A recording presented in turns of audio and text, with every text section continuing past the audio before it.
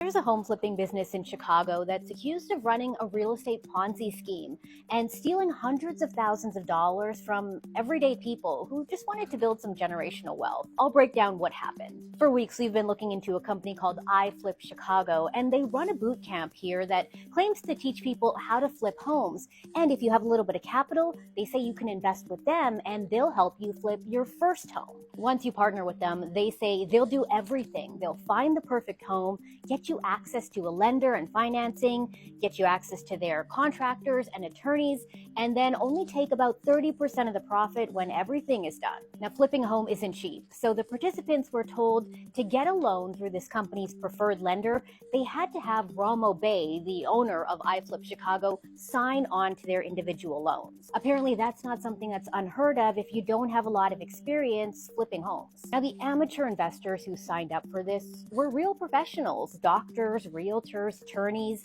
and of course, they did their due diligence. They each hired an attorney to represent them at closing and read all of those documents they had to sign. But that attorney was iFLIP's preferred attorney, and there was a lot of stuff he apparently left out. Now, according to 2 new lawsuits filed against iFLIP and this attorney, these investors were never told that the language they were agreeing to would put them on the hook for Ramo Bay's debts. So if Ramo Bay ever fell behind on his own loans, what he owed would automatically be added to the investors' loans. They say they would have never agreed to this if they had known that. So what happened was the investors could never get enough money out of their loans to rehabilitate and flip the properties that they purchased with iFLIP. So as a result of all this, you have a lot of empty and decaying homes all over South Chicago, at least 7 in foreclosure right now. Ramo Bay emailed us, and he said he was a victim in all this too. He claims he wasn't aware of that language in the loan agreement that put people on the hook for his own debts. But we have a lot of questions for him because we know he had at least 20 of these types of loans, so we're wondering how he couldn't know about this language. He said he'd be happy to sit down for an interview with us and answer our questions, so we'll keep you posted on that.